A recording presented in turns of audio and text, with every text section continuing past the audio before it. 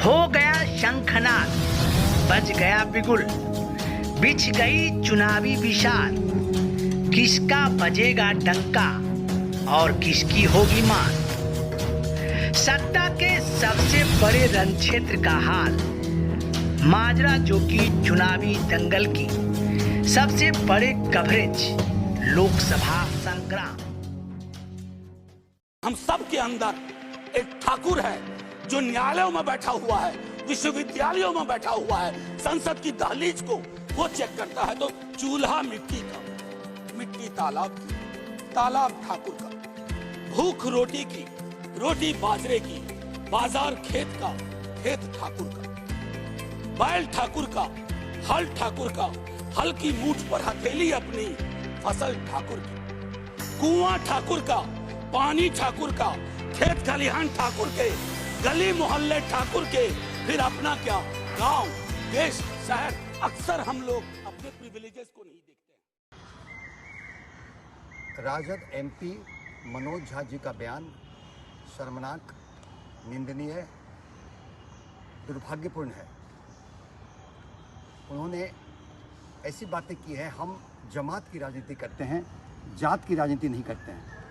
ठाकुरों के विरुद्ध उसने जाति सूचक शब्दों का जो प्रयोग किया है उसकी हम घोर निंदा करते हैं और आशा करते हैं कि वो माफ़ी मांगेंगे और नहीं तो राजद का शीर्ष नेतृत्व उन पर कार्रवाई करेगा। उन्हें ठाकुरों का बलिदान नहीं याद है? आधुनिक भारत के निर्माण में, इतिहास में ठाकुरों को क्या योगदान है? अरे हमने बलिदान दिया है, जवानी में मौत को गले लगाया है लड़ते लड़ते। औरतें सती हुई हैं, जौहर की हैं, लेकिन तो भी धर्म और देश की रक्षा के लिए हम लगे रहे हैं। ये इतिहास उन्हें नहीं मालूम है। बड़ा प्रोफेसर बनते हैं, अरे उन्हें इस बात की जानकारी होनी चाहिए कि ठाकुरों के बारे में किसी अगर लेखक ने किस प्रसंग में, किस संदर्भ में क्या लिखा वो तो अपनी जगह है। लेखक तो ऐसे भी लिखे हैं, ये भी जानकारी में है कि अगर मैथिल ब्राह्मण देखें और सांप देखें तो पहले मैथिल ब्राह्मण को मारें, तो क्या ये चरितार्थ होता है? कोई व्यक्ति अगर कहे तो किसी सभ्य समाज उसे ओके करेगा? तो ऐसे उन्हें भी समझना चाहिए। पढ़े लिखे व्यक्ति हैं, उन्हें इस तरह का बयान का वक्तव्य का उपयोग नहीं करना चाहिए। और अगर उन्होंने दिया है तो अविलंब माफ़ी मांगे कि किसी का भावनाओं का आहत न हो। इन्हीं सब ऐसे वक्तव्यों के कारण राजद को पिछले चुनाव में नुकसान भी हुआ है, मगर ये सब अलतन वैसे हैं, कब सुधरेंगे पता नहीं। राज्यसभा सांसद मनोज झा जी के बयान की गंभीरता को कुछ तथाकथित लोगों ने नहीं समझा। अरे मन के अंदर बैठा हुआ ठाकुर वो मेरे अंदर भी हो सकता है, किसी के अंदर हो सकता है। और उन्होंने तो यह भी कहा मनोज झा जी ने कि मेरे अंदर भी। वो ठाकुर कौन है? वो ठाकुर अहंकार है, और अहंकार के वशीभूत होकर के बलात् संविधान और लोकतंत्र को चलने की अगर कोई कोशिश करता है, इन मूल्यों इन मर्मों को नहीं समझता है, नकारता है, उसको निकालने की बात कही। और जिस दिन आप निकाल दीजिएगा, निश्चित तौर पर सब कुछ ठीक रहे। पर पता नहीं शब्दों के मर्म और शब्दों का महत्व को समझे बगैर कुछ लोग क्या क्या बोल जाते हैं। सांसद भी राजद का, विधायक भी राजद का, और गाली ठाकुर को। ये कैसे? ये लालू जी के इशारे पर, राजद के इशारे पर। चित भी मेरी और पट भी मेरी। शिकारी आएगा, जाल बिछाएगा, दाना डालेगा, लोभ से फंसना मत। एक तरफ तो रघुवंश बाबू का एक लोटा पानी ये लोग निकालते हैं, दूसरे तरफ जगता बाबू को प्रदेश अध्यक्ष बनाए हुए हैं। गाली भी ठाकुर को और ताली भी ठाकुर को। एक तरफ ठाकुरों के सीना में खंजर मारा जाता है और विधायक उस पर मलहम लगाते हैं। बाहर राजद इस तरह से समाज को ठगने का काम राजद करती है।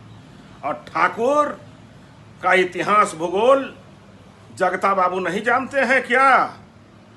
महाराणा प्रताप से लेकर के, पृथ्वीराज चौहान से लेकर के बाबू कुंवर सिंह का इतिहास बताना पड़ेगा।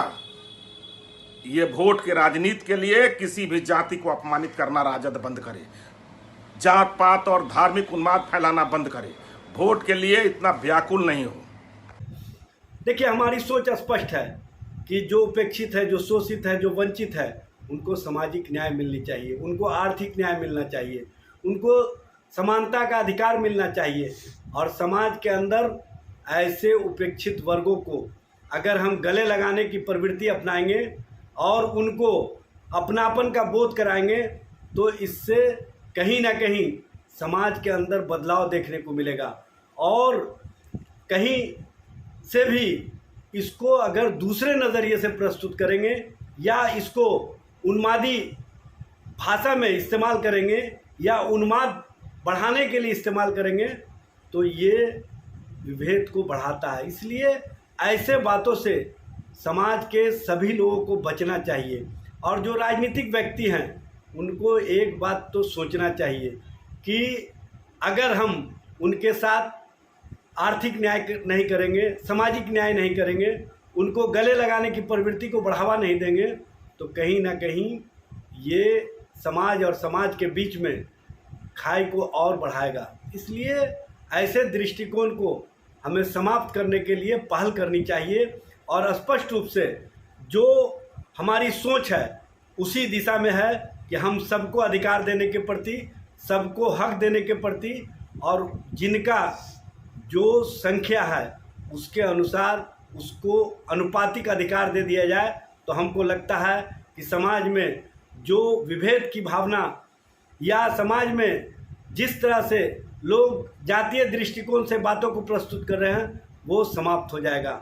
इसलिए सामाजिक न्याय में भारत से जुड़ी हर खबरों को देखने के लिए ऑन न्यूज भारत के पेज को करें लाइक, शेयर एंड सब्सक्राइब।